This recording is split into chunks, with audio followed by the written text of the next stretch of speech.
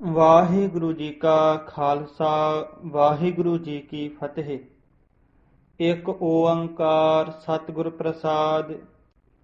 ਵਿਦਿਆ ਮਾਰਤੰਡ ਸੰਤ ਗਿਆਨੀ ਗੁਰਬਚਨ ਸਿੰਘ ਜੀ ਖਾਲਸਾ ਭਿੰਡਰਾਂ ਵਾਲਿਆਂ ਦੇ ਉਜਲ ਜੀਵਨ ਦੀਆਂ ਗਿਆਨ ਕਿਰਨਾਂ। ਸਮਰਪਣ। ਧੰਨ ਧੰਨ ਸਤਿਗੁਰੂ ਸ੍ਰੀ ਗੁਰੂ ਗੋਬਿੰਦ ਸਿੰਘ ਜੀ ਦੇ ਕਰ ਕਮਲਾਂ ਤੋਂ ਗੁਰੂ ਕਾਂਸ਼ੀ ਤਖਤ ਸ੍ਰੀ ਦਮਦਮਾ ਸਾਹਿਬ ਵਿਖੇ ਵਰਸਾਈ ਹੋਈ ਗੁਰਬਾਣੀ ਅਰਥਾਂ ਦੇ ਦਮਦਮੀ ਟਕਸਾਲ ਦੇ ਸਮੂਹ ਮੁਖੀਆਂ ਨੂੰ, ਜਿਨ੍ਹਾਂ ਨੇ ਅੱਜ ਤੱਕ ਹੂ ਬਾਹੂ ਸੀਨੇ ਬਸੀਨੇ ਗੁਰਬਾਣੀ ਅਰਥਾਂ ਨੂੰ ਵਿਦਿਆ ਵਿਚਾਰੀ ਤਾਂ ਪਰ ਉਪਕਾਰੀ ਅਨੁਸਾਰ ਨਿਰਇੱਛਤ ਹੋ ਕੇ ਸਿੱਖ ਜਗਤ ਵਿੱਚ ਪ੍ਰਚਾਰਿਆ। ਮੰਗਲ। ਇੱਕ ਓੰਕਾਰ ਸਤਿਗੁਰ ਪ੍ਰਸਾਦ। ਸ਼ਲੋਕ ਮਹੱਲਾ ਪੰਜਵਾ।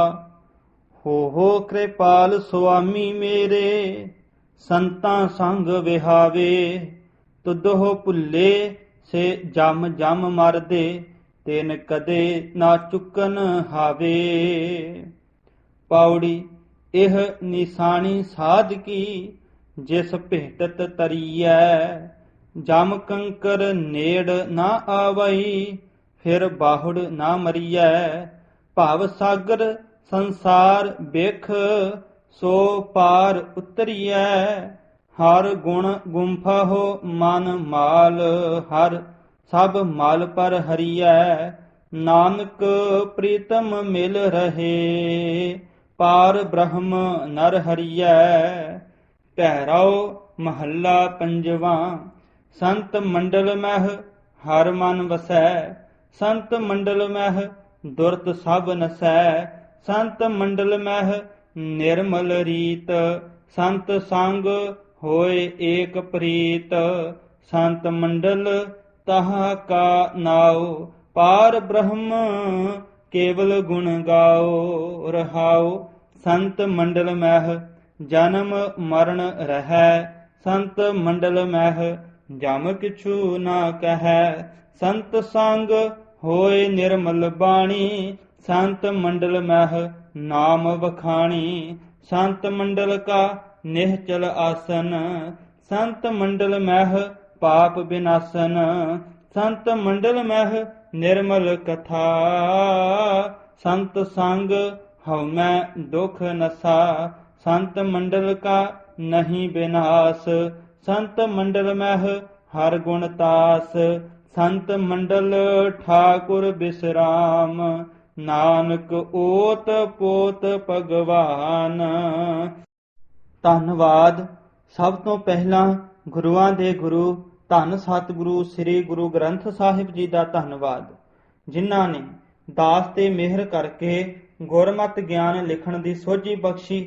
ਮਹਾਨ ਤਪਸਵੀ ਸੇਵਾ ਦੇ ਪੁੰਜ ਮਹਾਪੁਰਸ਼ ਸੰਤ ਬਾਬਾ ਠਾਕੁਰ ਸਿੰਘ ਜੀ ਦਾ ਵੀ ਦਾਸ ਸਦਾ ਹੀ ਰਿਣੀ ਰਹੇਗਾ, ਜਿਨ੍ਹਾਂ ਨੇ ਮਹਾਪੁਰਸ਼ਾਂ ਦੇ ਮਹਾਨ ਜੀਵਨ ਲਿਖਣ ਦੀ ਬਹੁਤ ਸਖਤੀ ਨਾਲ ਪ੍ਰੇਰਣਾ ਕੀਤੀ ਕਿ ਤੁਸੀਂ ਸੰਤ ਜੀ ਮਹਾਰਾਜ ਨਾਲ ਲਿਖਾਰੀ ਰਹੇ ਹੋ।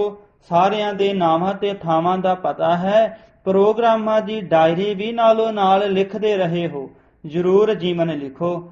ਆਖਰ ਇੱਕ ਦਿਨ 7 ਤਰੀਕ 9ਵਾਂ ਮਹੀਨਾ 2002 ਸ਼ਨੀਵਾਰ ਆਪ ਬਾਬਾ ਜੀ ਨੇ 5 ਪਿਆਰਿਆਂ ਵਿੱਚ ਸ਼ਾਮਲ ਹੋ ਕੇ ਗੁਰੂ ਮਹਾਰਾਜ ਅੱਗੇ ਸੰਤਾਂ ਦਾ ਜੀਵਨ ਦਾਸ ਪਾਸੋਂ ਲਿਖਾਉਣ ਬਾਰੇ ਯੂਕੇ ਵਿਖੇ ਅਰਦਾਸ ਕਰਵਾਈ। ਇਹ ਸ੍ਰੀ ਮੁਖਵਾਕ ਆਇਆ। ਧਨਾਸਰੀ। ਮਹੱਲਾ ਪੰਜਵਾ। ਜਹ ਜਹ ਪੇਖਾਓ ਤਹ ਹਜੂਰ, ਦੂਰ ਕਤਹੁ ਨਾ ਜਾਈ। 16 ਤਰੀਕ 9ਵਾਂ ਮਹੀਨਾ 2002 ਅੱਸੂ ਸੰਗਰਾਂਦ ਨੂੰ ਦਾਸ ਨੇ ਇਹ ਜੀਵਨ ਲਿਖਣਾ ਆਰੰਭ ਕੀਤਾ ਸੀ, ਜੋ ਗੁਰੂ ਜੀ ਦੀ ਕਿਰਪਾ ਨਾਲ ਹੁਣ ਸੰਪੂਰਨ ਹੋ ਕੇ ਬਾਬਾ ਜੀ ਦੇ ਰਾਹੀਂ ਦਮਦਮੀ ਟਕਸਾਲ ਜਥਾ ਭਿੰਡਰਾਂ ਮਹਿਤਾ ਵੱਲੋਂ ਪ੍ਰਕਾਸ਼ਿਤ ਹੋ ਰਿਹਾ ਹੈ। ਇਸ ਲਈ ਵਿਸ਼ੇਸ਼ ਕਰਕੇ ਬਾਬਾ ਜੀ ਦਾ ਗੁਰਦੁਆਰਾ ਗੁਰਦਰਸ਼ਨ ਪ੍ਰਕਾਸ਼ ਦਮਦਮੀ ਟਕਸਾਲ ਜਥਾ ਭਿੰਡਰਾਂ ਮਹਿਤਾ ਦੇ ਸਮੁੱਚੇ ਪ੍ਰਬੰਧਕਾਂ ਦਾ ਅਤੇ ਵਿਦਵਾਨ ਗਿਆਨੀ ਸੁਰਜੀਤ ਸਿੰਘ ਜੀ ਸੋਧੀ ਦਾ ਧੰਨਵਾਦੀ ਹਾਂ, ਜਿਨ੍ਹਾਂ ਨੇ ਆਪਣੀ ਹੱਥ ਲਿਖਤ ਕਾਪੀ ਚੋਂ ਸੰਤਾਂ ਦੇ ਜੀਵਨ ਸੰਬੰਧੀ ਕਈ ਘਟਨਾਵਾਂ ਨੋਟ ਕਰਵਾਈਆਂ ਅਤੇ ਸਮੇਂ-ਸਮੇਂ ਅਨੁਸਾਰ ਅਮੁੱਲ ਰਾਇਵਾਂ ਦੇ ਕੇ ਲਿਖਤ ਵਿੱਚ ਹਿੱਸਾ ਪਾਇਆ।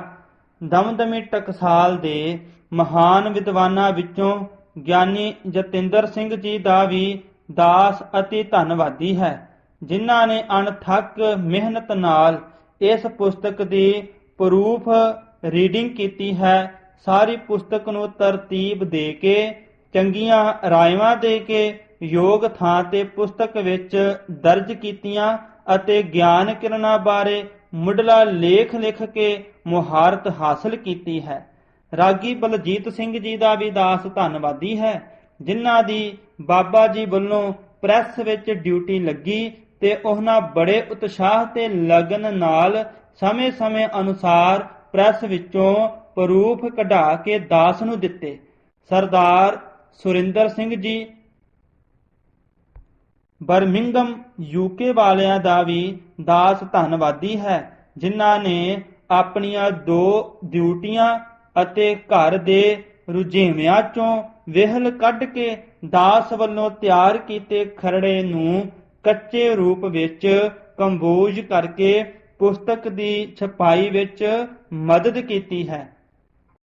ਦਾਸ ਉਹਨਾਂ ਪੁਸਤਕਾਂ ਅਤੇ ਲੇਖਕਾਂ ਦਾ ਵੀ ਤਹਿ ਦਿਲੋਂ ਧੰਨਵਾਦ ਕਰਦਾ ਹੈ, ਜਿਨ੍ਹਾਂ ਪੁਸਤਕਾਂ ਵਿੱਚੋਂ ਦਾਸ ਨੂੰ ਲਿਖਾਈ ਵਿੱਚ ਸਹਾਇਤਾ ਮਿਲੀ ਹੈ।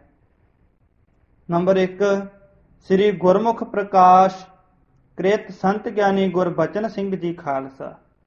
ਨੰਬਰ 2 ਖਾਲਸਾ ਜੀਵਨ ਕ੍ਰਿਤ ਸੰਤ ਗਿਆਨੀ ਕਰਤਾਰ ਸਿੰਘ ਜੀ ਖਾਲਸਾ। ਨੰਬਰ 3 ਗੁਰਮੁਖ ਦਰਸ਼ਨ ਕ੍ਰਿਤ ਸਿੰਘ ਸਾਹਿਬ ਗਿਆਨੀ ਕਿਰਪਾਲ ਸਿੰਘ ਜੀ। ਨੰਬਰ 4 ਦਮਦਮੀ ਟਕਸਾਲ ਦਾ ਇਤਿਹਾਸ ਕ੍ਰਿਤ ਭਾਈ ਦੀਦਾਰ ਸਿੰਘ ਖੁਜਾਲਾ। ਨੰਬਰ 5 ਖਾਲਸਾ ਵਚਿੱਤਰ ਜੀਵਨ ਕ੍ਰਿਤ ਗਿਆਨੀ ਵੀਰ ਸਿੰਘ ਜੀ ਮੱਦੋਕੇ। ਨੰਬਰ 6 ਅੰਮ੍ਰਿਤ ਜੀਵਨ ਕ੍ਰਿਤ ਡਾਕਟਰ ਸ਼ੇਰ ਸਿੰਘ ਜੀ।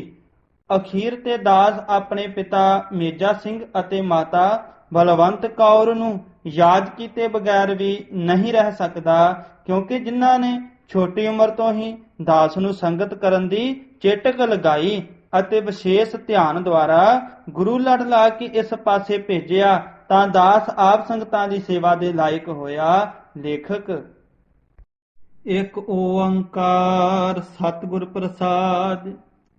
ਲੇਖਕ ਨਾਲ ਜਾਣ ਪਛਾਣ। ਗਿਆਨੀ ਪ੍ਰੀਤਮ ਸਿੰਘ ਜੀ ਦਾ ਜਨਮ ਸਨ 1933 ਈਸਵੀ ਮਾਘ ਮਹੀਨੇ ਅੰਮ੍ਰਿਤ ਵੇਲੇ 4 ਵਜੇ ਨਾਨਕੇ ਘਰ ਪਿੰਡ ਰੱਤਾ ਜ਼ਿਲ੍ਹਾ ਗੁਰਦਾਸਪੁਰ ਵਿੱਚ ਹੋਇਆ।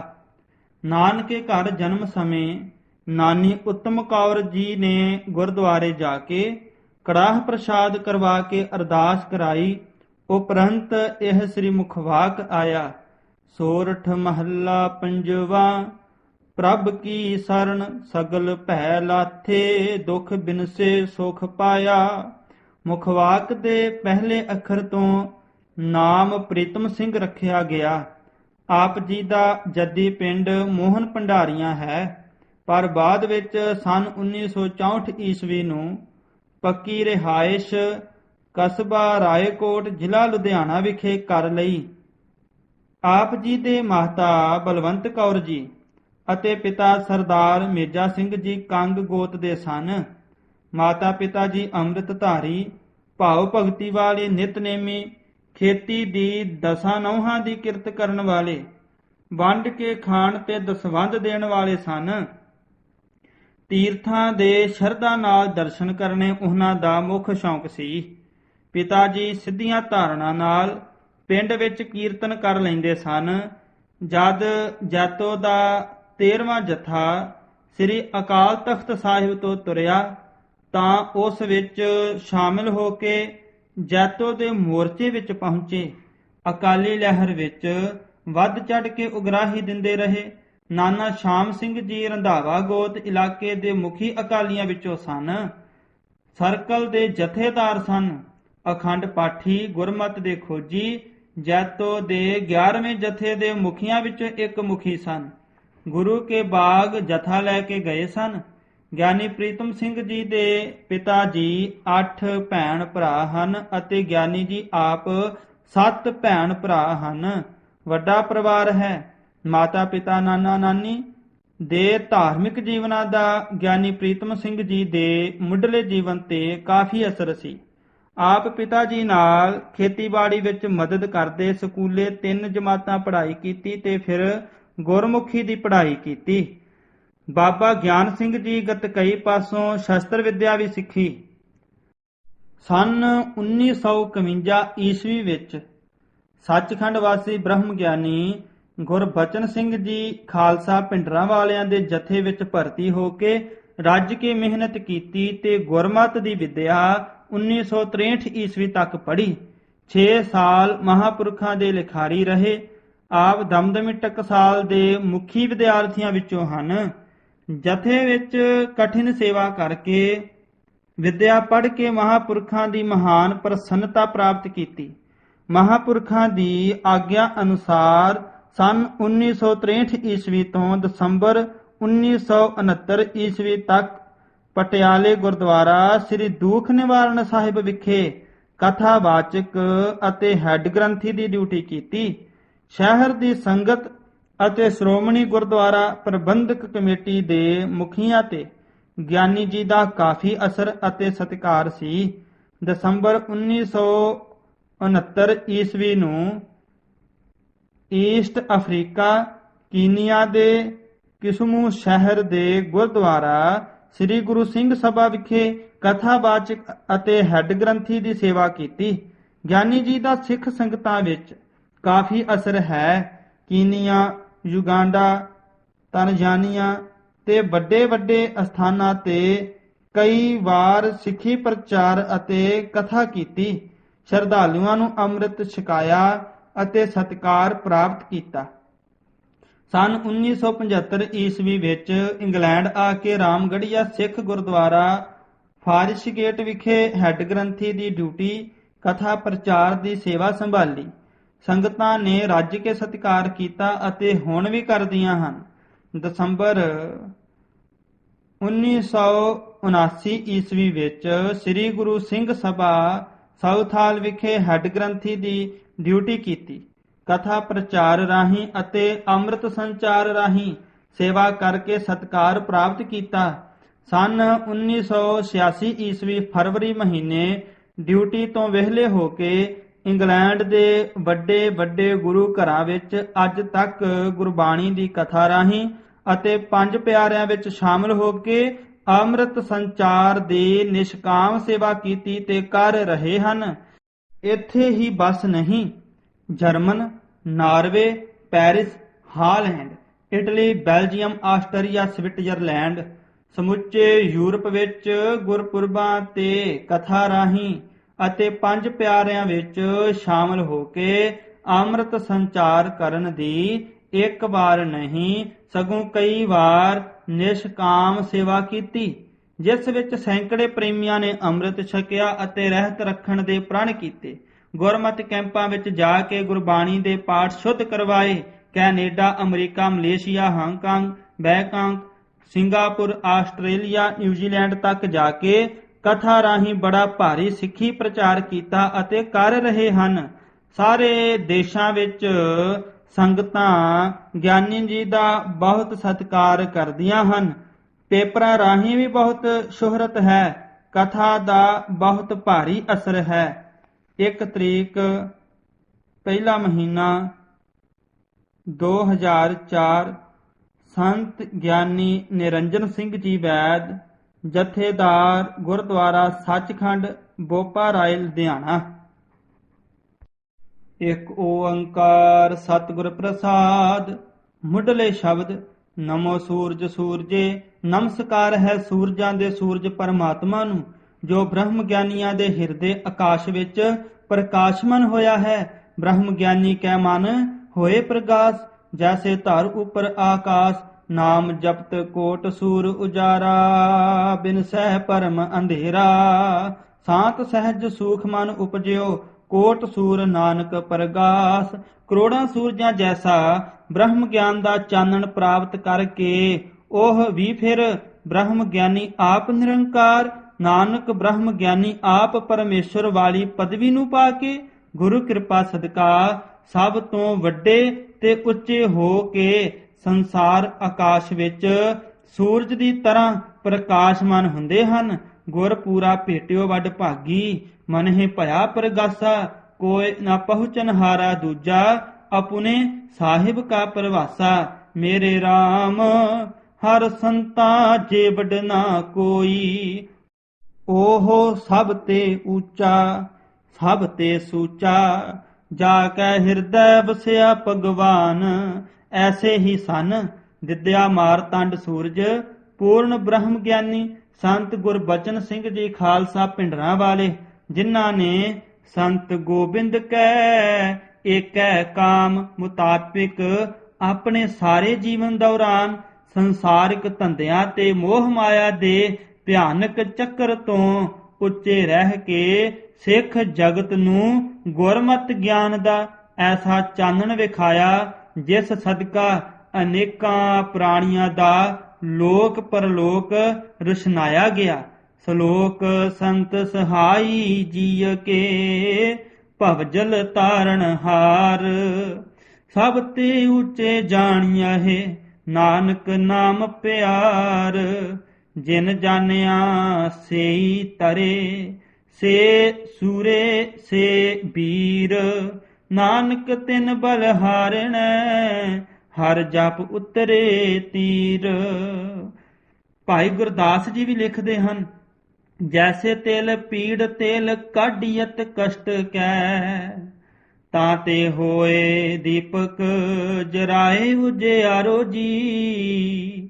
ਜੈਸੇ ਰੋਮ ਰੋਮ ਕਰ ਕਾਟਿਐ ਅਜਾ ਕੋ ਤਨ, ਤਾਂ ਕੀ ਤਾਤ ਬਾਜੈ ਰਾਗ ਰਾਗਨੀ ਸੋ ਪਿਆਰੋ ਜੀ।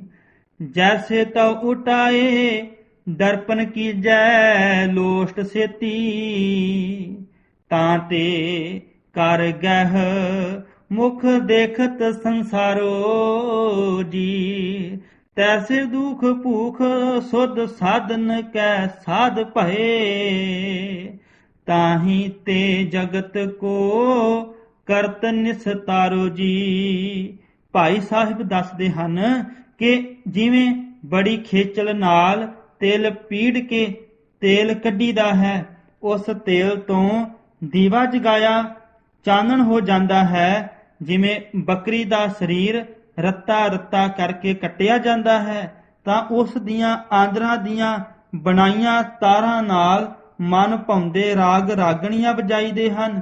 ਜਿਵੇਂ ਖਾਸ ਕਿਸਮ ਦੀ ਮਿੱਟੀ ਦੇ ਢੇਲੇ ਨੂੰ ਗਾਲ ਪਿਘਲਾ ਕੇ ਸ਼ੀਸ਼ਾ ਬਣਾਈਦਾ ਹੈ, ਤਾਂ ਤੇ ਸਾਰਾ ਜਗਤ ਹੱਥਾਂ ਵਿੱਚ ਫੜ ਕੇ ਉਸ ਵਿੱਚੋਂ ਆਪਣਾ ਚਿਹਰਾ ਵੇਖਦਾ ਹੈ। ਇਸੇ ਤਰ੍ਹਾਂ ਦੁੱਖਾਂ ਭੁੱਖਾਂ ਵਿੱਚ ਵਿਚਰਦਾ ਹੋਇਆ ਜਿਹੜਾ ਪ੍ਰਾਣੀ ਪਵਿੱਤਰ ਨਾਮ ਸਿਮਰਨ ਦੀ ਕਮਾਈ ਕਰਕੇ ਮਨ ਨੂੰ ਸਾਧ ਦਾ ਭਾਵ ਵਸ ਕਰ ਲੈਂਦਾ ਹੈ, ਤਾਂ ਉਹ ਆਪ ਵੀ ਸਾਧ ਭਾਵ ਸ਼ੁਭ ਗੁਣਾ ਸੰਯੁਗਤ ਉੱਤਮ ਪੁਰਸ਼ ਬਣ ਜਾਂਦਾ ਹੈ ਅਤੇ ਅੱਗੇ ਜਗਤ ਦਾ ਵੀ ਸਤਿਗੁਰੂ ਦੇ ਸ਼ਬਦ ਨਾਲ ਮੇਲ ਕੇ ਪਾਰ ਉਤਾਰਾ ਕਰਦਾ ਹੈ।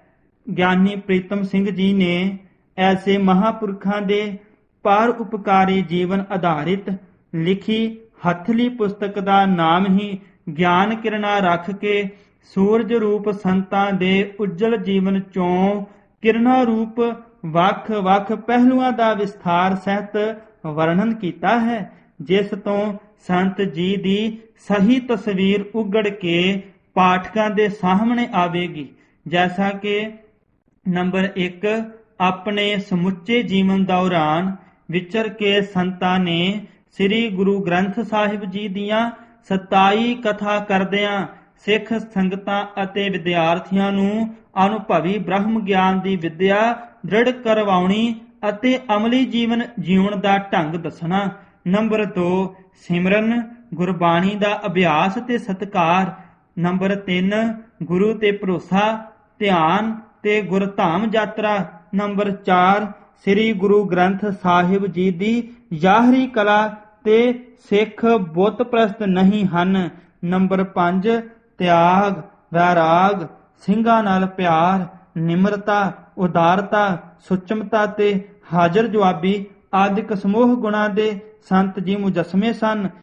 ਗਿਆਨੀ ਪ੍ਰੀਤਮ ਸਿੰਘ ਜੀ ਦੀ ਪਰ ਉਪਕਾਰੀ ਭਾਵਨਾ ਨਾਲ ਲਿਖੀ ਗਈ ਹੱਥਲੀ ਪੁਸਤਕ ਗਿਆਨ ਕਿਰਨਾਂ ਅਸੀਂ ਦਮਦਮੇ ਟਕਸਾਲ ਜਥਾ ਭਿੰਡਰਾਂ ਮਹਿਤਾ ਵੱਲੋਂ ਪ੍ਰਕਾਸ਼ਿਤ ਕਰਕੇ ਸਿੱਖ ਸੰਗਤਾਂ ਦੀ ਪ੍ਰਸੰਨਤਾ ਚਾਹੁੰਦੇ ਹਾਂ ਅਤੇ ਆਸ ਕਰਦੇ ਹਾਂ ਕਿ ਗੁਰੂ ਪਿਆਰ ਵਾਲੇ ਸਮੂਹ ਮਾਈ ਭਾਈ ਜਿੱਥੇ ਇਹ ਪੁਸਤਕ ਪੜ੍ਹ ਕੇ ਵੱਧ ਤੋਂ ਵੱਧ ਲਾਭ ਲੈਂਦਿਆਂ ਆਪਣੇ ਜੀਵਨ ਨੂੰ ਉੱਚਾ ਚੁੱਕਣ ਦੀ ਕੋਸ਼ਿਸ਼ ਕਰਨਗੇ, ਉੱਥੇ ਛਪਾਈ ਦੌਰਾਨ ਸਾਡੇ ਪਾਸੋਂ ਹੋਈਆਂ ਉਕਾਈਆਂ ਨੂੰ ਮੁਆਫ ਕਰਦਿਆਂ ਆਪਣੇ ਵੱਲੋਂ ਕੀਮਤੀ ਸੁਝਾਅ ਭੇਜ ਕੇ ਧੰਨਵਾਦੀ ਬਣਾਉਣਗੇ। ਗੁਰੂ ਪੰਥ ਦਾ ਦਾਸ ਜਥੇ ਦਾ ਵਿਦਿਆਰਥੀ ਗਿਆਨੀ ਜਤਿੰਦਰ ਸਿੰਘ, ਗੁਰਦੁਆਰਾ ਗੁਰਦਰਸ਼ਨ ਪ੍ਰਕਾਸ਼, ਦਮਦਮੀ ਟਕਸਾਲ, ਜਥਾ ਭਿੰਡਰਾਂ ਮਹਿਤਾ, ਸ੍ਰੀ ਅੰਮ੍ਰਿਤਸਰ।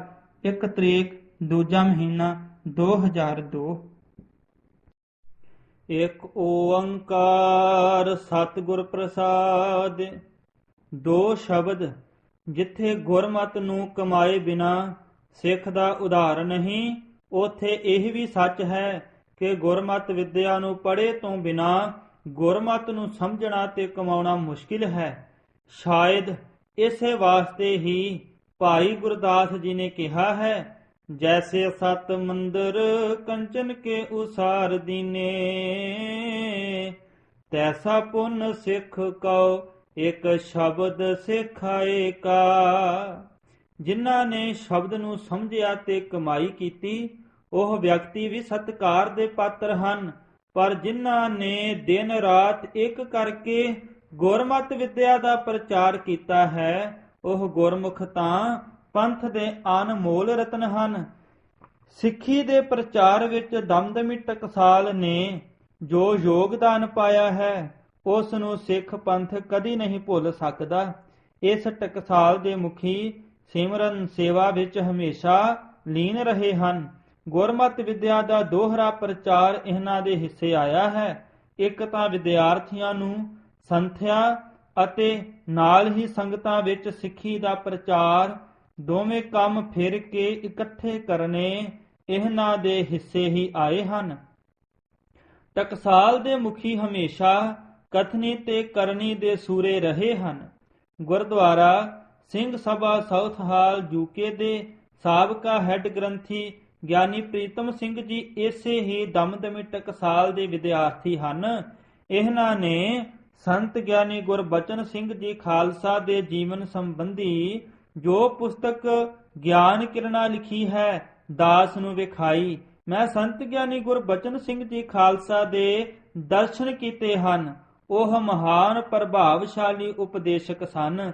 ਵਿਵੇਕ ਬੁੱਧ ਵਾਲੇ, ਗੁਰਮਤਿ ਤੇ ਸ਼ਰਧਾ ਅਤੇ ਗੁਰੂ ਵਾਸਤੇ, ਗੁਰਸਿੱਖੀ ਵਾਸਤੇ ਉਹਨਾਂ ਦੇ ਮਨ ਵਿੱਚ ਬੜੀ ਤਾਂਘ ਸੀ। ਉਹ ਚਾਹੁੰਦੇ ਸਨ ਕਿ ਸਾਰਾ ਜਗਤ ਹੀ ਸ੍ਰੀ ਗੁਰੂ ਕਲਗੀਧਰ ਦੇ ਬਖਸ਼ੇ ਸਿੱਖੀ ਸਰੂਪ ਵਿੱਚ ਨਜ਼ਰ ਆਵੇ। ਆਪਣੇ ਸੇਵਾ ਕਾਲ ਵਿੱਚ ਜੋ ਉਹਨਾਂ 40 ਸਾਲਾਂ ਦੌਰਾਨ ਵਿਦਿਆ ਵਿਚਾਰੀ ਤਾਂ ਪਰ ਉਪਕਾਰੀ ਦੇ ਮਹਾਵਾਕ ਅਨੁਸਾਰ ਤਕਰੀਬਨ 150 ਸਿੰਘ ਜਥੇ ਵਿੱਚ ਰੱਖ ਕੇ ਬ੍ਰਹਮ ਗਿਆਨ ਦੀ ਵਿਦਿਆ ਪੜ੍ਹਾਉਣ ਦੀ ਜ਼ਿੰਮੇਵਾਰੀ ਨਿਭਾਈ ਹੈ, ਉਸ ਨੂੰ ਜਿਸ ਸੁਘੜਤਾ ਤੇ ਸੁਚੱਜਤਾ ਨਾਲ ਮਹਾਨ ਵਿਦਵਾਨ ਗਿਆਨੀ ਪ੍ਰੀਤਮ ਸਿੰਘ ਜੀ ਨੇ ਲਿਖਿਆ ਹੈ, ਇਹਨਾਂ ਨੂੰ ਹੀ ਇਸ ਦੀ ਇਹ ਆਤ ਵਡਿਆਈ ਸਤਿਗੁਰਾਂ ਨੇ ਦੇਣੀ ਸੀ। ਗਿਆਨੀ ਜੀ ਨੇ ਬਹੁਤਾ ਹਿੱਸਾ ਅੱਖੀਂ ਵੇਖਿਆ ਕਾਲ ਲਿਖਿਆ ਹੈ। ਹਾਰਦਿਕ ਅਰਦਾਸ ਹੈ ਕਿ ਸਤਿਗੁਰੂ ਗਿਆਨੀ ਜੀ ਨੂੰ ਹੋਰ ਸਮਰੱਥਾ ਦੇਣ, ਜਿੱਥੇ ਇਹ ਹੋਰ ਗੁਰਮਤਿ ਵਿਚਾਰਾਂ ਸੰਗਤਾਂ ਨੂੰ ਸੁਣਾਉਣ ਜਾਂ ਲਿਖਤੀ ਰੂਪ ਵਿੱਚ ਭੇਟ ਕਰਨ, ਉੱਥੇ ਦਮਦਮੀ ਟਕਸਾਲ ਦਾ ਸਮੁੱਚਾ ਇਤਿਹਾਸ ਕਲਮਬੰਦ ਕਰ ਸਕਣ। ਗੁਰੂ ਪੰਥ ਦਾ ਦਾਸ ਬਾਬਾ ਸਰਬਜੋਤ ਸਿੰਘ ਬੇਦੀ, ਊਨਾ ਸਾਹਿਬ, ਹਿਮਾਚਲ ਪ੍ਰਦੇਸ਼। 14 ਤਰੀਕ 1 ਮਹੀਨਾ 2004। ਇੱਕ ਓੰਕਾਰ ਸਤਿਗੁਰ ਪ੍ਰਸਾਦਿ। ਮੁੱਖ ਸ਼ਬਦ ਟਕਸਾਲ ਇੱਕ ਅਜਿਹਾ ਸ਼ਬਦ ਹੈ ਜਿਸ ਦਾ ਸ੍ਰੀ ਗੁਰੂ ਗ੍ਰੰਥ ਸਾਹਿਬ ਜੀ ਵਿੱਚ ਕਈ ਵਾਰ ਜ਼ਿਕਰ ਆਉਂਦਾ ਹੈ। ਸੰਸਾਰਕ ਵਾਤਾਵਰਣ ਅਤੇ ਦੁਨਿਆਵੀ ਕਾਰੋਬਾਰ ਵਿੱਚ ਵੀ ਟਕਸਾਲ ਇੱਕ ਮਹੱਤਵਪੂਰਨ ਨਾਮ ਹੈ। ਉਸ ਅਸਥਾਨ ਨੂੰ ਟਕਸਾਲ ਆਖਿਆ ਜਾਂਦਾ ਹੈ ਜਿੱਥੇ ਸੋਨਾ, ਚਾਂਦੀ, ਗਿਲਟ, ਸਿਲਵਰ, ਪਿੱਤਲ ਜਾਂ ਤਾਂਬਾ ਆਦਿ ਧਾਤਾਂ ਤੋਂ ਸਰਕਾਰ ਵੱਲੋਂ ਪ੍ਰਵਾਨਿਤ ਸਿੱਕੇ ਘੜੇ ਜਾਂਦੇ ਹਨ। ਇਹਨਾਂ ਧਾਤਾਂ ਦੀ ਆਪਣੇ ਥਾਂ ਤੇ ਭਾਵੇਂ ਕੋਈ ਅਹਿਮੀਅਤ ਹੈ, ਪਰ ਟਕਸਾਲ ਵਿੱਚ ਘੜੇ ਜਾਣ ਪਿੱਛੋਂ ਸਰਕਾਰੀ ਮੋਹਰ ਵਾਲੇ ਸਿੱਕੇ ਦੀ ਆਪਣੀ ਵੱਖਰੀ ਵਿਸ਼ੇਸ਼ਤਾ ਹੁੰਦੀ ਹੈ। ਉਸ ਨੂੰ ਲੈਣ ਤੋਂ ਕੋਈ ਇਨਕਾਰ ਨਹੀਂ ਕਰ ਸਕਦਾ, ਕਿਉਂਕਿ ਉਸ ਪਿੱਛੇ ਸਮੇਂ ਦੀ ਸਰਕਾਰ ਦੀ ਪ੍ਰਵਾਨਗੀ ਹੁੰਦੀ ਹੈ। ਟਕਸਾਲ ਵਿੱਚ ਘੜੇ ਸਿੱਕੇ ਨਾਲ ਅਸੀਂ ਦੁਨੀਆ ਦਾ ਹਰ ਪਦਾਰਥ ਜਾਂ ਵਸਤੂ ਖਰੀਦ ਸਕਦੇ ਹਾਂ। ਕੋਈ ਦੁਕਾਨਦਾਰ, ਵਪਾਰੀ, ਸਰਕਾਰੀ ਅਦਾਰਾ ਜਾਂ ਵਿਅਕਤੀ ਟਕਸਾਲੀ ਸਿੱਕੇ ਦੀ ਕੀਮਤ ਤੋਂ ਇਨਕਾਰੀ ਨਹੀਂ ਹੋ ਸਕਦਾ। ਅਣਘੜਤ ਧਾਤ ਜਾਂ ਗੈਰ ਟਕਸਾਲੀ ਸਿੱਕੇ ਦੇ ਬਦਲੇ ਅਸੀਂ ਜਵਾਹਰਾਤ, ਹੀਰੇ ਮੋਤੀ, ਸੋਨਾ, ਚਾਂਦੀ ਅਤੇ ਹੋਰ ਵਸਤੂਆਂ ਨਹੀਂ ਖਰੀਦ ਸਕਦੇ, ਕਿਉਂਕਿ ਉਸ ਸਿੱਕੇ ਉੱਪਰ ਸਰਕਾਰੀ ਮੋਹਰ ਨਹੀਂ ਹੁੰਦੀ। ਪ੍ਰਵਾਨਿਤ ਸਿੱਕਾ ਬਣਨ ਲਈ ਧਾਤ ਨੂੰ ਸਖਤ ਅਗਨੀ ਵਿੱਚ ਢਲਣ ਪਿੱਛੋਂ ਸਖਤ ਚੋਟਾਂ ਸਹਾਰਣੀਆਂ ਪੈਂਦੀਆਂ ਹਨ ਤੇ ਕਿਸੇ ਵਿਸ਼ੇਸ਼ ਸੰਚੇ ਵਿੱਚ ਪੈ ਕੇ ਸਰਕਾਰੀ ਮੋਹਰ ਵਾਲਾ ਆਪਣਾ ਨਵਾਂ ਰੂਪ ਧਾਰਨ ਕਰਨਾ ਪੈਂਦਾ ਹੈ। ਇਤਨੀਆਂ ਪ੍ਰੀਖਿਆਵਾਂ ਵਿੱਚੋਂ ਲੰਘਣ ਪਿੱਛੋਂ ਹੀ ਮਿੱਟੀ ਅਤੇ ਰੇਤ ਵਿੱਚ ਘੁਲੀ ਮਿਲੀ ਧਾਤ ਮਹੱਤਵਪੂਰਨ ਮੋਹਰ ਵਾਲਾ ਸਿੱਕਾ ਬਣਦੀ ਹੈ, ਜਿਸ ਨਾਲ ਸੰਸਾਰਕ ਵਿਹਾਰ ਚੱਲਦੇ ਹਨ। ਸ੍ਰੀ ਗੁਰੂ ਨਾਨਕ ਦੇਵ ਜੀ ਮਹਾਰਾਜ ਨੇ ਵੀ ਪਵਿੱਤਰ ਬਾਣੀ ਵਿੱਚ ਟਕਸਾਲ ਦਾ ਜ਼ਿਕਰ ਕਰਦਿਆਂ ਉਚਾਰਨ ਕੀਤਾ ਹੈ ਕਿ ਘੜੀਆ ਸ਼ਬਦ ਸੱਚੀ ਟਕਸਾਲ। ਇਸ ਪੰਕਤੀ ਵਿੱਚ ਗੁਰੂ ਜੀ ਨੇ ਸਤ ਸੰਗਤ ਨੂੰ ਟਕਸਾਲ ਦਾ ਨਾਮ ਦਿੱਤਾ ਹੈ। ਜਿੱਥੇ ਉੱਚੇ ਜੀਵਨ ਵਾਲੇ ਗੁਰਮੁਖ ਪਿਆਰੇ ਘੜੇ ਜਾਂਦੇ ਹਨ। ਆਮ ਵਿਅਕਤੀ ਤੇ ਗੁਰਮੁਖਾਂ ਦਾ ਅੰਤਰ ਇੱਕ ਸਧਾਰਨ ਧਾਤ ਅਤੇ ਗੌਰਮਿੰਟੀ ਮੋਹਰ ਵਾਲੇ ਸਿੱਕੇ ਵਾਲਾ ਹੁੰਦਾ ਹੈ। ਅਕਾਲ ਪੁਰਖ ਵੱਲੋਂ ਪ੍ਰਵਾਨਿਤ ਟਕਸਾਲੀ ਵਿਅਕਤੀ ਹਰਖ ਸੋਗ ਤੋਂ ਉੱਤੇ ਰੱਬੀ ਰਜਾ ਵਿੱਚ ਵਿਚਰਨ ਵਾਲੇ ਸੰਤ ਜਾਂ ਬ੍ਰਹਮ ਗਿਆਨੀ ਹੁੰਦੇ ਹਨ। ਉਹਨਾਂ ਨੂੰ ਇਸ ਮਰਤਬੇ ਤੱਕ ਪਹੁੰਚਣ ਲਈ ਸਤ ਸੰਗਤ ਵਿੱਚ ਜਾ ਕੇ ਆਪਣੇ ਆਪ ਨੂੰ ਰੱਬੀ ਰਜਾ ਵਿੱਚ ਢਾਲਣਾ ਪੈਂਦਾ ਹੈ। ਯਥਾ ਆਸਾ ਮਹੱਲਾ ਪੰਜਵਾ। ਆਠ ਪਹਿਰ ਨਿਕਟ ਕਰ ਜਾਣੈ, ਪ੍ਰਭ ਕਾ ਕੀਆ ਮੀਠਾ ਮਾਨੈ। ਏਕ ਨਾਮ ਸੰਤਨ ਆਧਾਰ, ਹੋਏ ਰਹੇ ਸਭ ਕੀ ਪਗ ਛਾਰ।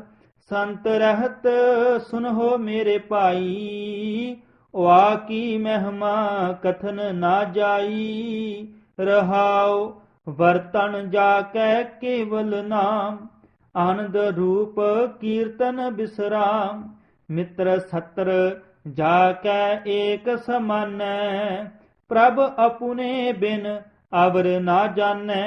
ਕੋਟ ਕੋਟ ਅਗ ਕਾਟਨ ਹਾਰਾ, ਦੁਖ ਦੂਰ ਕਰਨ ਜੀਅ ਕੇ ਦਾਤਾਰਾ। ਸੂਰਬੀਰ ਬਚਨ ਕੇ ਬਲੀ, ਕੌਲਾ ਬਪੁਰੀ ਸੰਤੀ ਛਲੀ। ਤਾ ਕਾ ਸੰਗ ਬਾਛੇ ਸੁਰ ਦੇਵ, ਅਮੋਗ ਦਰਸ ਸਫਲ ਜਾ ਕੀ ਸੇਵ। ਕਰ ਜੋੜ ਨਾਨਕ ਕਰੇ ਅਰਦਾਸ, ਮੋਹੇ ਸੰਤਹਿ ਟਹਿਲ ਦੀਜੈ ਗੁਣ ਤਾਸ। ਇੱਕੋ ਨਾਮ ਦੇ ਆਸਰੇ ਇਸ ਸੰਸਾਰ ਵਿੱਚ ਵਿਚਰਨ ਵਾਲੇ ਵਿਅਕਤੀ ਹੈਨ ਵਿਰਲੇ, ਨਾਹੀ ਘਣੇ ਫੈਲ ਫੱਕੜ ਸੰਸਾਰ। ਦੇ ਮਹਾਵਾਕ ਅਨੁਸਾਰ ਵਿਰਲੇ ਹੀ ਹੁੰਦੇ ਹਨ, ਜਿਨ੍ਹਾਂ ਉੱਤੇ ਅਕਾਲ ਪੁਰਖ ਦੀ ਮਿਹਰ ਹੋਣ ਕਰਕੇ ਟਕਸਾਲੀ ਮੋਹਰ ਲੱਗੀ ਹੋਵੇ। ਉਹਨਾਂ ਟਕਸਾਲੀ ਢਾਂਚੇ ਵਿੱਚ ਢਲ ਕੇ ਪ੍ਰਵਾਨ ਹੋਏ ਸਚਿਆਰਿਆਂ ਪਿਆਰਿਆਂ ਦੀ ਬੋਲੀ ਵਿੱਚ ਨਿਮਰਤਾ, ਪਿਆਰ, ਸ਼ੁਕਰਾਨਾ ਅਤੇ ਭਗਤੀ ਭਾਵ ਡੁੱਲ ਡੁੱਲ ਪੈਂਦਾ ਹੈ, ਕਿਉਂਕਿ ਉਹਨਾਂ ਦੇ ਸ਼ਬਦ ਸੱਚੇ ਦੀ ਸੱਚੀ ਟਕਸਾਲ ਵਿੱਚੋਂ ਘੜੇ ਹੁੰਦੇ ਹਨ ਅਤੇ ਪਰਮੇਸ਼ਰ ਤੋਂ ਬਿਨਾ ਕਿਸੇ ਦੀ ਕਾਨ ਨਹੀਂ ਰੱਖਦੇ। ਯਥਾ ਸੰਤਨ ਅਵਰ ਨਾ ਕਾਹੂ ਜਾਨੀ, ਬੇਪਰਵਾਹ ਸਦਾ ਰੰਗ ਹਰ ਕੈ, ਜਾ ਕੋ ਪਾਖ ਸੁਆਮੀ। ਦਮਦਮੀ ਟਕਸਾਲ ਦਾ ਇਤਿਹਾਸਿਕ ਪਿਛੋਕੜ। ਸ੍ਰੀ ਗੁਰੂ ਗੋਬਿੰਦ ਸਿੰਘ ਜੀ ਮਹਾਰਾਜ ਅਨੰਦਪੁਰ ਸਾਹਿਬ ਵਿੱਚ ਸਨ ਤਾਂ ਉਹਨਾਂ ਨੇ ਇੱਕ ਸਿੱਖ ਨੂੰ ਪਾਠ ਕਰਦਿਆਂ ਸੁਣਿਆ, ਜੋ ਬੜੀ ਲਗਨ ਨਾਲ ਪੜ੍ਹ ਰਿਹਾ ਸੀ। ਕਰਤੇ ਕੀ ਮਿਤ ਕਰਤਾ ਜਾਣੈ, ਕੇ ਜਾਣੈ ਗੁਰ ਸੂਰਾ। ਗੁਰੂ ਜੀ ਨੂੰ ਇਹ ਅਨਰਥ ਚੰਗਾ ਨਾ ਲੱਗਾ, ਕਿਉਂਕਿ ਤੁਕ ਦਾ ਅਸਲੀ ਪਾਠ ਸੀ ਕਰਤੇ ਕੀ ਮਿਤ ਕਰਤਾ ਜਾਣੈ, ਕੈ ਜਾਣੈ ਗੁਰ ਸੂਰਾ। ਇਹਨਾਂ ਦੋ ਪਾਠਾਂ ਦੇ ਅਰਥਾਂ ਵਿੱਚ ਬੜਾ ਅੰਤਰ ਹੈ। ਗੁਰੂ ਜੀ ਵੱਲੋਂ ਸ਼ੁੱਧੀ ਕਰਾਉਣ ਪਿੱਛੋਂ ਸਾਰੀ ਸੰਗਤ ਨੇ ਹੱਥ ਜੋੜ ਕੇ ਬੇਨਤੀ ਕੀਤੀ ਕਿ ਸ੍ਰੀ ਗੁਰੂ ਗ੍ਰੰਥ ਸਾਹਿਬ ਜੀ ਦੇ ਸ਼ੁੱਧ ਪਾਠ ਸੰਬੰਧੀ ਸਤਿਗੁਰੂ ਜੀ ਉਹਨਾਂ ਦੀ ਅਗਵਾਈ ਕਰਨ। ਗੁਰੂ ਜੀ ਨੇ ਸਮਾਂ ਆਉਣ ਤੇ ਇਸ ਸੰਬੰਧ ਵਿੱਚ ਸੰਗਤ ਦੀ ਇੱਛਾ ਪੂਰੀ ਕਰਨ ਦਾ ਭਰੋਸਾ ਦਿਵਾਇਆ। ਅਨੰਦਪੁਰ ਸਾਹਿਬ ਛੱਡਣ ਪਿੱਛੋਂ ਜਦੋਂ ਗੁਰੂ ਜੀ ਗੁਰੂ ਕਾਂਸ਼ੀ ਸ੍ਰੀ ਦਮਦਮਾ ਸਾਹਿਬ ਤਲਵੰਡੀ ਸਾਬੋ ਵਿੱਚ ਬਿਰਾਜਮਾਨ ਸਨ ਤਾਂ ਉਹਨਾਂ ਨੇ ਧੁਰ ਕੀ ਬਾਣੀ ਰਚਨ, ਸ਼ੁੱਧ ਪਾਠ ਅਤੇ ਅਰਥ ਕਰਾਉਣ ਦਾ ਸ਼ੁਭ ਕਾਰਜ ਆਰੰਭ ਕੀਤਾ। ਸ਼ਹੀਦ ਭਾਈ ਮਣੀ ਸਿੰਘ ਜੀ ਤੇ ਸ਼ਹੀਦ ਬਾਬਾ ਦੀਪ ਸਿੰਘ ਜੀ ਸੰਥਿਆ ਲੈਣ ਵਾਲੇ 48 ਸਿੰਘਾਂ ਵਿੱਚੋਂ ਸ਼੍ਰੋਮਣੀ ਵਿਦਵਾਨ ਸਨ। ਗੁਰੂ ਜੀ ਤੋਂ ਵਰਸਾਏ ਇਹਨਾਂ ਗੁਰਮੁਖ ਪਿਆਰਿਆਂ ਨੇ ਦਮਦਮੀ ਟਕਸਾਲ ਦਾ ਮੁੱਢ ਬੰਨਿਆ। ਬਾਬਾ ਦੀਪ ਸਿੰਘ ਜੀ ਦੀ ਟਕਸਾਲ ਵਿੱਚ ਸੰਤ ਗਿਆਨੀ ਸੁੰਦਰ ਸਿੰਘ ਜੀ ਖਾਲਸਾ ਭਿੰਡਰਾਂ ਵਾਲਿਆਂ ਤੋਂ ਬਾਅਦ ਸੰਤ ਗਿਆਨੀ ਗੁਰਬਚਨ ਸਿੰਘ ਜੀ ਖਾਲਸਾ ਤੇ ਸੰਤ ਗਿਆਨੀ ਕਰਤਾਰ ਸਿੰਘ ਜੀ ਖਾਲਸਾ ਹੋਏ, ਜਿਨ੍ਹਾਂ ਪਿੱਛੋਂ ਸੰਤ ਗਿਆਨੀ ਜਰਨੈਲ ਸਿੰਘ ਜੀ ਖਾਲਸਾ ਭਿੰਡਰਾਂ ਵਾਲਿਆਂ ਨੇ ਪੰਥ ਦੀ ਵੱਡਮੁੱਲੀ ਸੇਵਾ ਕੀਤੀ।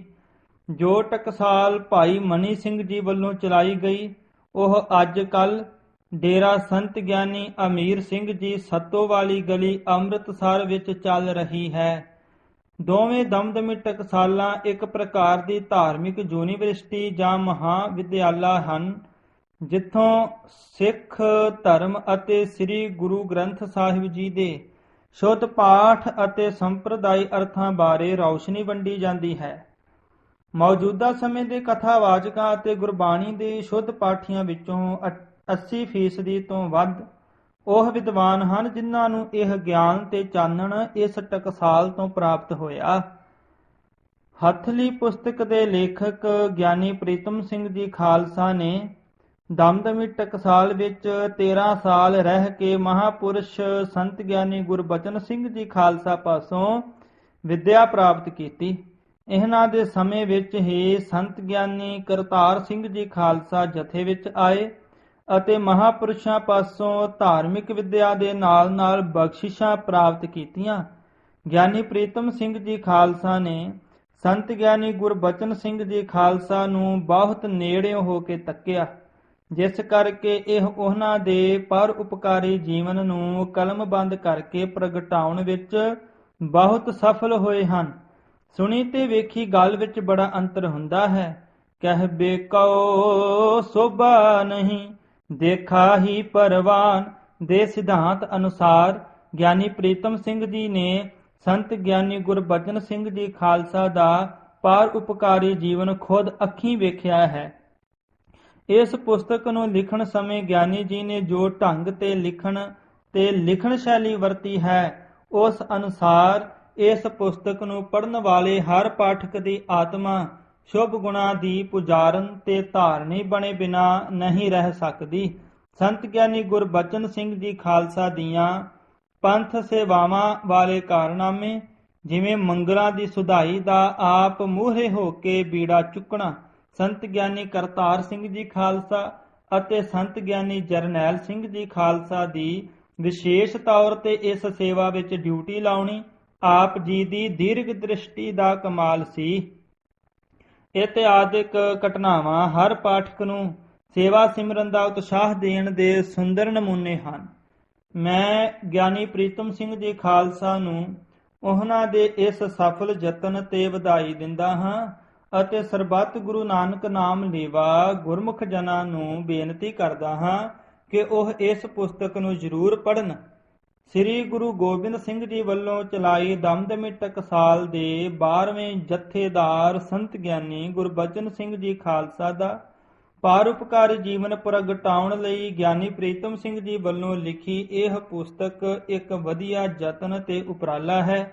ਵਾਹਿਗੁਰੂ ਜੀ ਅੱਗੇ ਅਰਦਾਸ ਹੈ ਕਿ ਉਹ ਗਿਆਨੀ ਪ੍ਰੀਤਮ ਸਿੰਘ ਜੀ ਖਾਲਸਾ ਦੇ ਸਿਰ ਤੇ ਮਿਹਰ ਭਰਿਆ ਹੱਥ ਰੱਖਣ ਅਤੇ ਇਸੇ ਤਰ੍ਹਾਂ ਸੇਵਾ ਲੈਂਦੇ ਰਹਿਣ।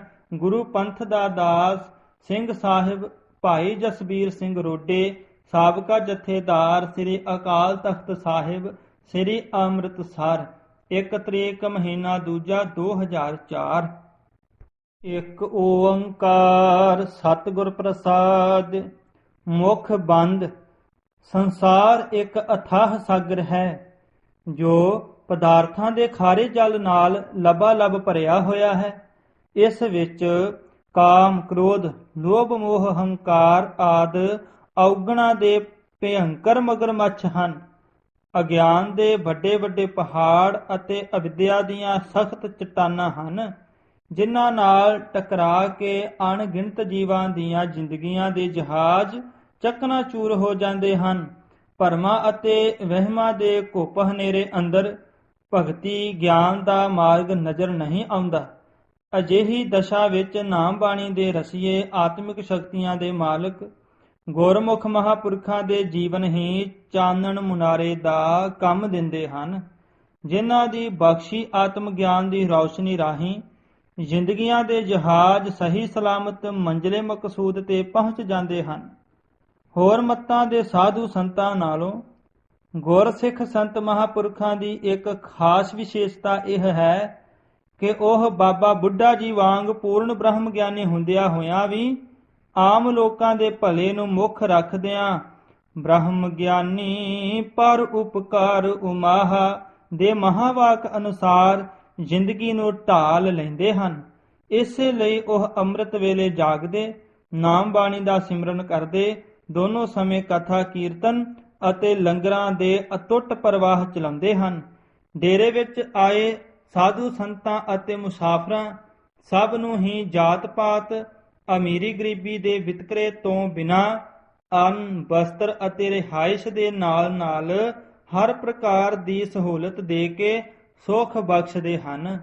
ਪਰ ਉਂਗਲਾਂ ਤੇ ਗਿਣੀਆਂ ਜਾਣ ਵਾਲੀਆਂ ਕੁਝ ਅਜਿਹੀਆਂ ਮਹਾਨ ਹਸਤੀਆਂ ਹੀ ਸੰਸਾਰ ਵਿੱਚ ਜਨਮ ਲੈਂਦੀਆਂ ਹਨ ਜਿਨ੍ਹਾਂ ਦੀ ਬਾਬਤ ਹਜ਼ੂਰ ਇਸ ਤਰ੍ਹਾਂ ਫਰਮਾਉਂਦੇ ਹਨ। ਹਰ ਕੇ ਸੇਵਕ ਜੋ ਹਰ ਪਾਏ ਤਿਨ ਕੀ ਕਥਾ ਨਿਰਾਰੀ ਰੇ। ਆਵਹਿ ਨਾ ਜਾਹੇ ਨਾ ਕਬਹੂ ਮਰਤੇ ਪਾਰ ਬ੍ਰਹਮ ਸੰਗਾਰੀ ਰੇ। ਸਾਕਤ ਮਰਹਿ ਸੰਤ ਸਭ ਜੀਵਹਿ ਜੀਵਤ ਪੇਖੇ ਜਿਨੀ ਹਰ ਹਰ ਧਿਆਇਆ।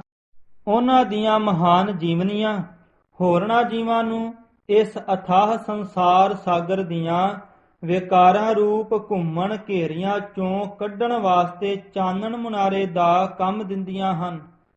ਪੂਰਬੀ ਸਾਹਿਤ ਦੀ ਇਹ ਆਮ ਪਰੰਪਰਾ ਰਹੀ ਹੈ ਕਿ ਅਜਿਹੇ ਹੀ ਮਹਾਨ ਵਿਅਕਤੀ ਜਿੱਥੇ ਸਾਹਿਤ ਰਾਹੀਂ ਜਾਂ ਆਪਣੇ ਜੀਵਨ ਤਜਰਬੇ ਅਤੇ ਪਰਉਪਕਾਰ ਰਾਹੀਂ ਜਗਤ ਭਲਾਈ ਦੇ ਅਣਗਿਣਤ ਕਾਰਨਾਮੇ ਕਰ ਜਾਂਦੇ ਹਨ, ਉੱਥੇ ਉਹ ਆਪਣੇ ਬਾਰੇ ਖੁਦ ਜਾਂ ਕਿਸੇ ਦੂਜੇ ਲੇਖਕ ਤੋਂ ਆਪਣੇ ਜੀਵਨ ਸਮਾਚਾਰ ਘੱਟ ਹੀ ਕਲਮਬੰਦ ਕਰਵਾਉਂਦੇ ਹਨ।